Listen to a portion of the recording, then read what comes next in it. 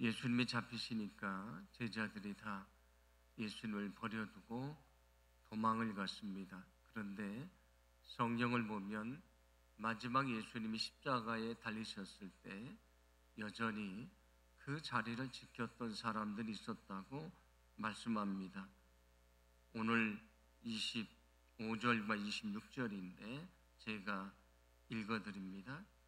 예수님의 십자가 곁에는 그 어머니와 이모와 글로바의 아내 마리아와 막달라 마리아가 섰는지라. 예수께서 자기의 어머니와 사랑하시는 제자가 곁에 서 있는 것을 보시고 그렇게 말씀을 합니다. 제자들은 다 도망가 버리고 그 십자가 아래에도 없었는데 오늘 말씀을 보시면 거기 어머니 마리아가 있었고 몇 명의 여인들이 있었습니다. 그리고 한 제자가 있었는데 성경은 뭐라고 말씀하냐면 예수님이 사랑하시는 제자였다고 말합니다. 요한복음을 보면 이 사랑하시는 제자란 말이 몇 군데 나오는데 예수님이 제자들과 마지막 만찬을 나누실 때에 예수님 옆에 앉아 있었던 사람이 예수님의 사랑하시는 제자입니다. 그리고 막달라 마리아가 예수님이 부활하셨다고 외쳤을 때에 전해줬을 때에 그 무덤에 달려왔던 두 명의 제자가 있는데 한 사람은 베드로였고 한 사람은 예수님이 사랑하시는 제자라고 말합니다. 그 제자가 먼저 왔지만 그 무덤 안을 확인한 사람은 베드로였다고 성경은 말씀해 줍니다. 그리고 요한복음의 마지막을 보면 이 모든 것의 증인이고 이것을 기록한 사람이 예수님이 사랑하시는 제자였다고 말합니다. 그러면 요한복음에서 말씀하시는 예수님이 사랑하시는 제자는 누구일까요? 전통적으로 요한복음이 사도 요한이 썼다고 전해져 오니까 여기 나오는 예수님이 사랑하시는 제자가 바로 사도 요한이었을 것이라고 생각을 했습니다. 그래서 그가 자기 이름을 드러내지 않으려고 아주 겸손히 자기 이름을 성경에 쓰지 않고 예수님이 사랑하시는 제자라고 썼다, 그렇게 생각을 했습니다. 그런데 사실은 사도 요한하고 예수님이 사랑하시는 제자하고 같은 사람인지 다른 사람인지 우리가 정확히 알 수는 없습니다. 그래서 어떤 사람들은 이 사도 요한과 예수님이 사랑하시는 제자가 다른 사람이라고 말하기도 합니다. 그런데 사도 요한과 예수님이 사랑하시는 제자가 같은 사람이든 다른 사람이든 중요한 것은 이 예수님이 사랑하셨던 제자는 마지막까지 십자가 앞에 있었던 사람이고요. 그 예수님의 죽음의 그 순간을 지켜봤던 사람이고 그것을 증언했던 사람이라고 말씀하는 것입니다. 오늘은 요한복음이 말씀하는 것처럼 이 사람을 예수님이 사랑하시는 제자라고 부르면서 말씀을 좀 나누어 보려고 합니다. 예수님이 십자가에 달려 죽으셨을 때에 가장 마음 아파했던 사람이 누구였을까요? 아마도 우리가 생각하면 어머니 마리아였을 것이라고 생각을 합니다. 그래서 기독교 그림이나 조각 중에 피에타라고 하는 것이 있습니다. 그 뜻은 비참, 슬픔이라고 하는 뜻인데 어떤 작품이냐면 예수님이 십자가에 죽으신 다음에 그 시신이 이제 내려왔을 때에 그 어머니 마리아가 예수님을 안고 있는, 죽은 시신을 안고 있는 그런 그림이나 그런 조각을 피에타라고 말합니다. 세상에 가장 슬픈 작품이다, 그렇게 말합니다.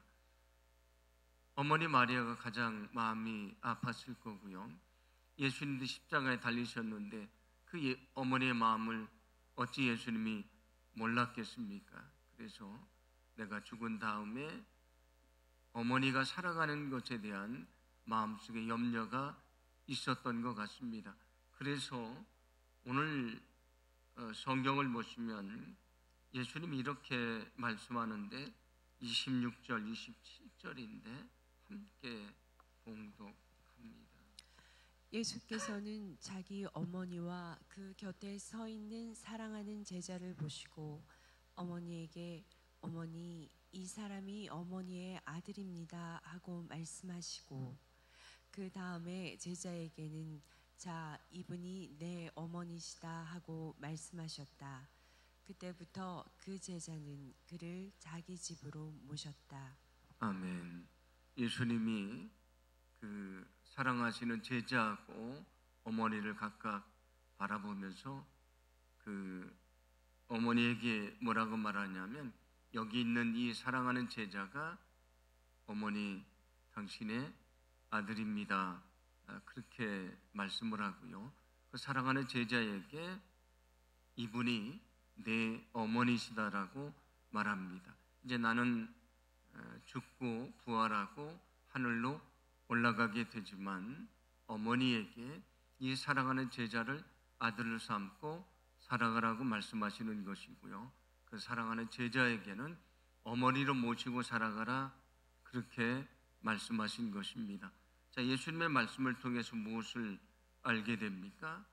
주님 안에서 어머니 마리아와 사랑하는 제자가 어머니와 아들 관계가 된 것을 말씀하셨다 그런 얘기입니다. 예수님도 어머니 마리아와 가족들이 형제들이 자신을 찾아왔다고 했을 때 이런 말씀을 들려준 적이 있습니다. 마태복음 12장 50절인데 제가 읽어드립니다. 하늘에 계신 내 아버지의 뜻을 따라 사는 사람이 곧 내 형제요 자매요 어머니이다 말씀을 하셨습니다. 누가 어머니고 누가 형제요 자매인가? 우리가 한 믿음 안에서 하나님의 뜻에 따라 살아갈 때에 우리가 형제요 자매가 되고 한 가족이 된다 그런 말씀이지 않습니까? 예수님이 십자가에서 들려주셨던 아주 중요한 말씀이 있습니다. 우리는 서로 다르지만 오늘 마리아와 사랑하시는 제자를 한 가족으로 말씀하셨던 것처럼 우리가 서로 다르지만 주님 안에서 영적인 가족이 됐다는 것을 말씀하셨다는 것입니다. 여러분, 우리는 주님 안에서 영적인 가족이 된다는 것을 믿으시기를 바랍니다. 우리가 다 다른 모습을 가지고 있지만 우리가 모여서 한 교회를 이루게 됐고요. 우리가 서로를 무엇이라고 부릅니까? 형제라고 부르고 자매라고 부르지 않습니까? 그 이유가 무엇입니까? 우리 아버지가 한 분 하나님이시기 때문에 우리는 형제요 자매라고 말하는 것입니다. 그래서 교회는 어떤 곳인가?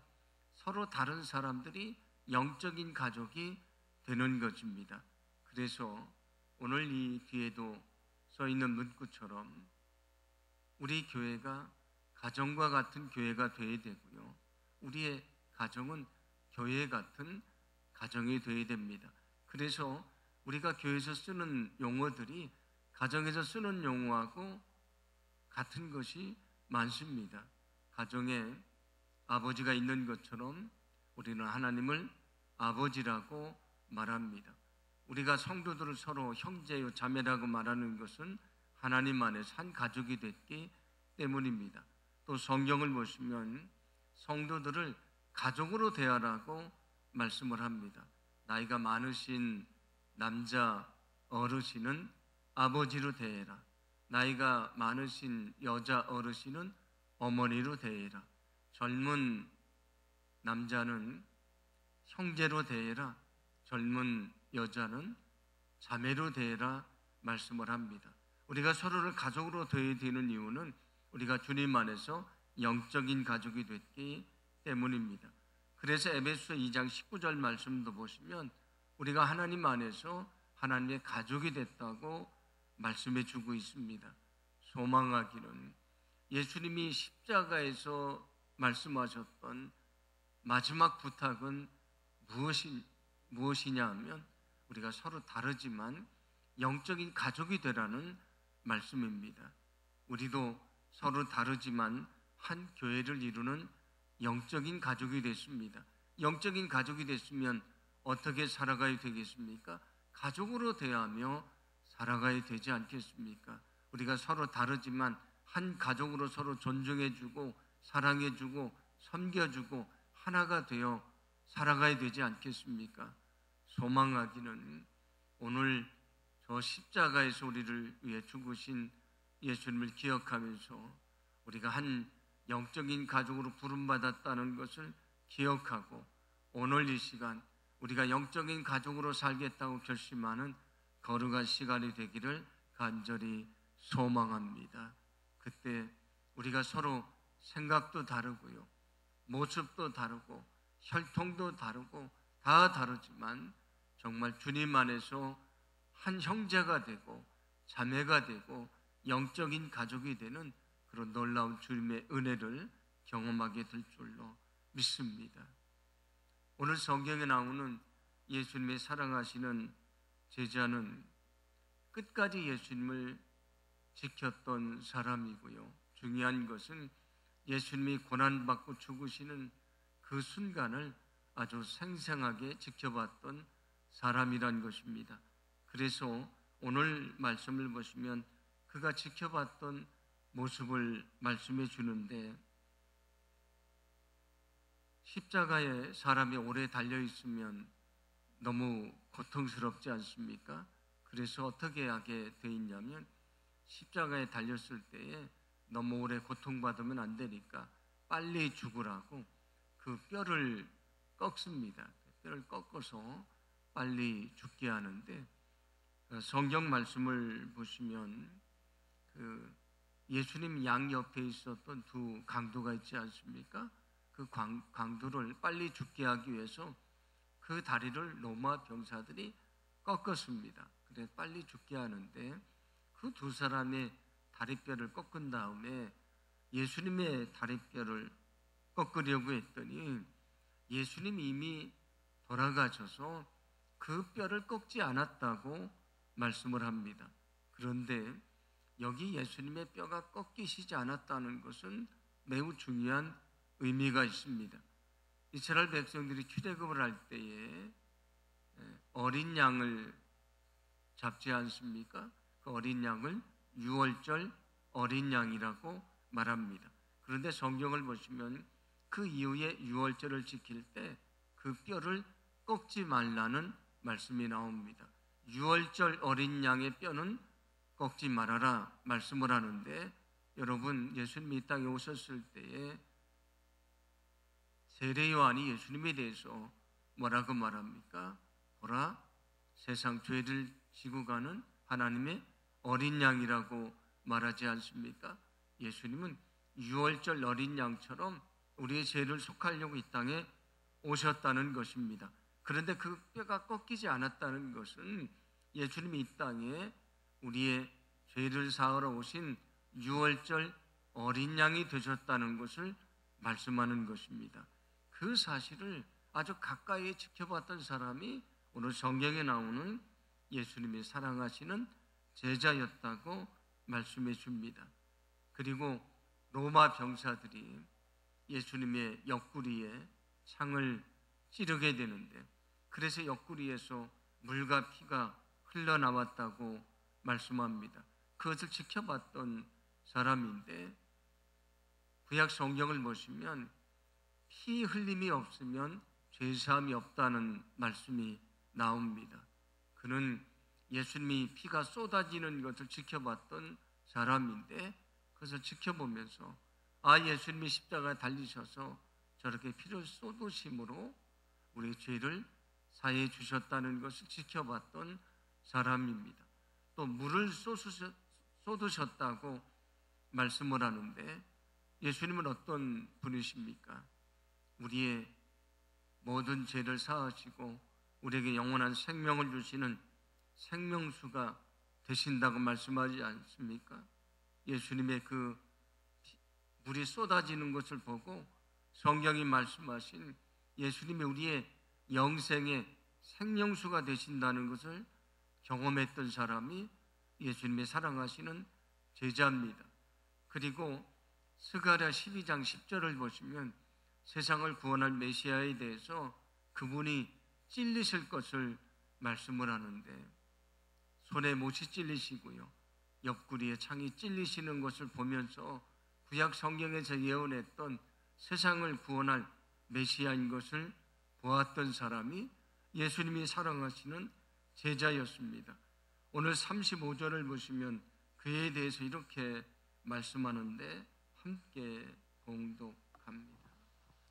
이것은 목격자가 증언한 것이다. 그래서 그의 증언은 참되다. 그는 자기의 말이 진실하다는 것을 알고 있다. 그는 여러분들도 믿게 하려고 증언한 것이다. 아멘.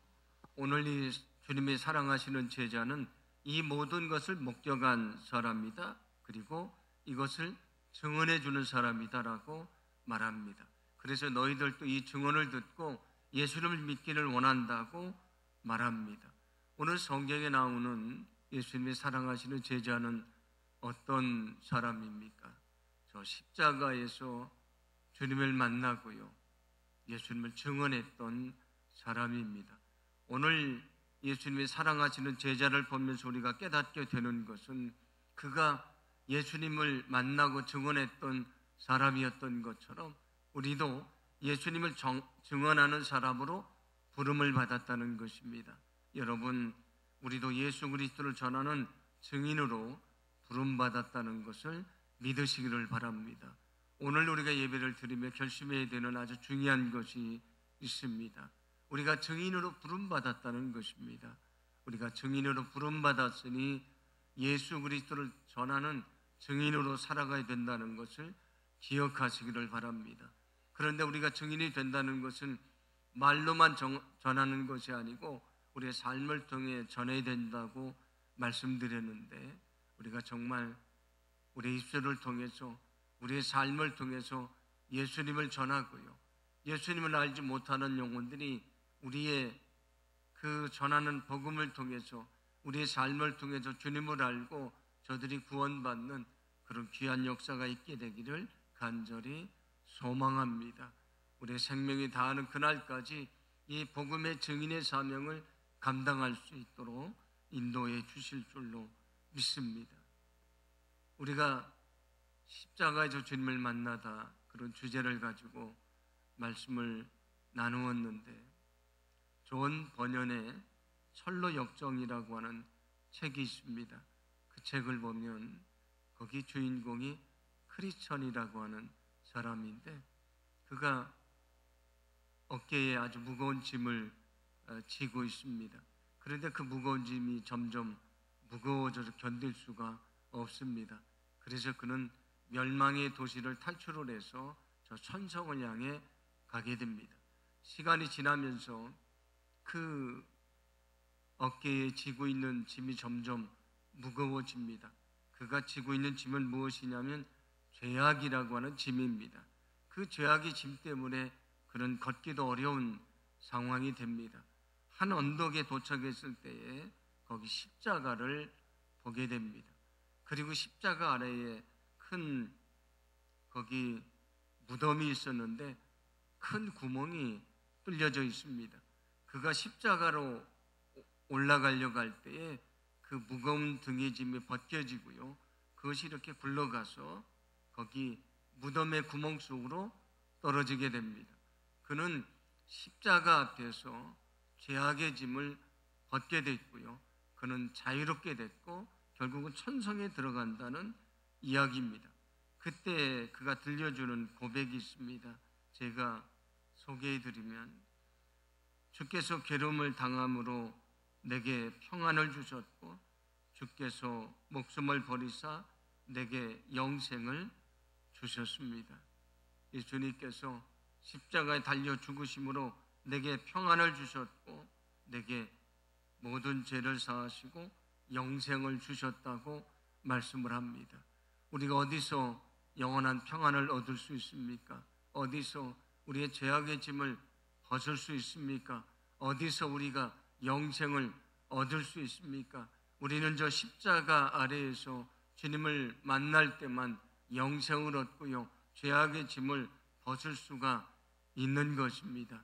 여러분, 십자가 앞에서 우리의 죄악의 짐을 벗게 되기를 간절히 소망합니다. 우리가 저 십자가 앞에서 엎드려서 주님을 만나고 그 죄악의 짐을 벗지 않으면 아무도 저 천국에 들어갈 수가 없는 것입니다. 우리가 지난 시간 동안 말씀을 나눴던 것처럼 이 십자가 앞에 더 많이 엎드리시고요, 십자가를 더 많이 바라보시고 십자가를 통해서 주님을 만나는 축복이 있기를 간절히 소망합니다. 우리의 죄악의 짐이 벗겨지고요, 우리가 영원한 생명을 얻게 되는 놀라운 축복을 얻게 될 줄로 믿습니다. 우리가 십자가 신앙을 가지고 살아가야 되는데, 십자가 신앙은 무엇입니까? 그것은 예수님이 자기를 부인하고 이 땅에 오셔서 십자가의 그 몸을 내어주셨던 것처럼 자기를 부인하는 신앙을 말합니다. 나의 생각과 욕심을 내려놓는 것이 십자가의 신앙입니다. 십자가의 신앙은 또 무엇입니까? 예수님이 이 땅에 오셔서 저 십자가의 그 몸을 다 내어주심으로 나를 섬겨주셨던 것처럼 내 자신을 내어주고 섬기고 사랑하는 것을 말합니다. 또 십자가의 신앙은 무엇입니까? 예수님이 저 십자가에서 우리를 용서해 달라고 기도하시고요, 우리의 죄를 사해 주셨던 것처럼 우리가 그렇게 용서하며 사는 것을 말합니다. 또 십자가의 신앙은 무엇입니까? 예수님이 십자가를 지고 가는 것이 힘들고 어렵지만 그것은 인내하며 끝까지 가셨던 것처럼 우리에게 주어진 사명의 길을 포기하지 않고 인내하며 가는 것을 말합니다. 그게 십자가의 신앙입니다. 그런데 우리는 정말 그 십자가의 신앙을 가지고 있습니까? 우리는 날마다 우리를 부인하며 살아갑니까? 우리는 정말 다른 사람을 섬기며 헌신하고 사랑하며 살아갑니까? 우리는 정말 주님이 나를 용서하셨던 것처럼 용서하며 살아갑니까? 우리는 사명을 끝까지 인내하며 그 길을 정말 가고 있습니까? 여러분, 십자가를 아는 사람이 아니고요, 십자가를 통해 우리가 구원받았다는 사실을 아는 사람이 아니고 정말 십자가 아래에서 주님을 만나고 감격의 눈물을 흘리고요, 그 십자가의 신앙을 가지고 아무리 인생의 어려움이 찾아와도 삶의 고난이 찾아와도 흔들리지 않고 끝까지